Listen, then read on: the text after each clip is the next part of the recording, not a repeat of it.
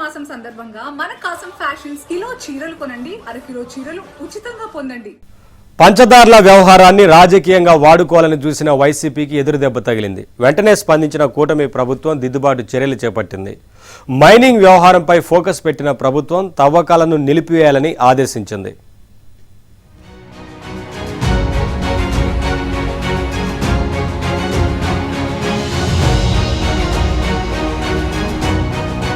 అనకాపల్లి జిల్లాలో రాంబిల్లి మండలంలో ఉన్న పంచదార్ల ఒక చారిత్రక శైవ క్షేత్రం. ఫణిగిరికొండ నుంచి వచ్చే 5 నీటి మార్గాలు ఉండడంతో పంచదార్లు కాస్త పంచదార్లుగా నామకరణం చేసినట్లు చరిత్ర చెబుతోంది. 11వ శతాబ్దంలో చోళుల కాలంలో నిర్మించిన ఉమా ధర్మలింగేశ్వర స్వామి ఆలయం ఎంతో ప్రతిష్టాత్మకంగా విరాజిల్లుతుంది.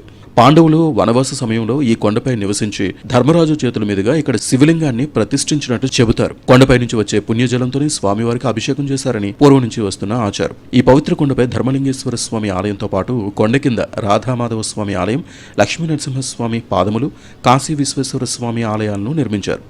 చోళుల కాలం నుంచి ఉన్న ఈ ఫణిగిరి కొండపై నుంచి పవిత్ర జలాలు పారుతూనే ఉన్నాయి. సుగంధభరితమైన ఈ తీర్థ జలాలను జనం తాగునీటిగా వాడుతున్నారు.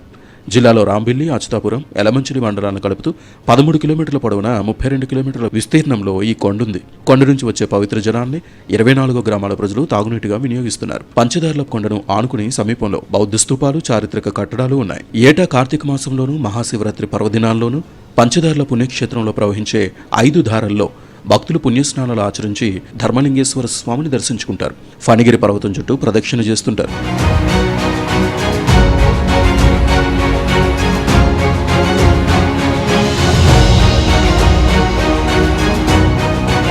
పంచదారల్లో మైనింగ్పై చానాలుగా వివాదం రేగుతూనే ఉంది.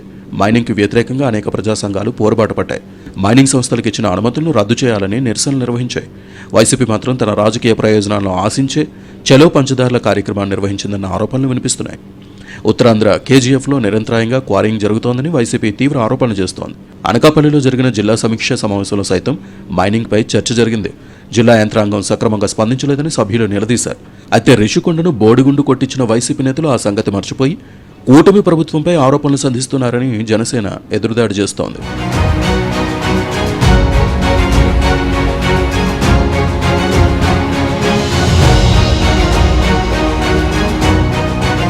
ఒక్కటి మాత్రం నిజం, మైనింగ్తో పర్యావరణం దెబ్బతింటోంది. ఆలయాలు, పవిత్ర జలాలు అపవిత్రమైతే భక్తుల మనోభావాలు కూడా దెబ్బతింటాయి. ఎలమంచిలి నియోజకవర్గం పరిధిలోకి వచ్చే పంచదారులను కాపాడుకునేందుకు అక్కడి జనం రిలే నిరాహార దీక్షలు కూడా నిర్వహిస్తున్నారు. ప్రజా ఉద్యమాన్ని అర్థం చేసుకున్న ప్రభుత్వం దిద్దుబాటు చర్యలు చేపట్టింది. పంచదార్ల గ్రామ పరిధిలోని సర్వే నెంబర్ 1లోని 2.153 హెక్టార్ల విస్తీర్ణంలో గ్రావెల్ తవ్వకాలను శాఖాపరమైన సర్వే, వివరణాత్మక తనిఖీ పూర్తయ్యేంత వరకు తక్షణమే నిలిపివేయాలని అనకాపల్లి గనులు, భూగర్భ శాఖ ఆదేశాలు జారీ చేస్తుంది.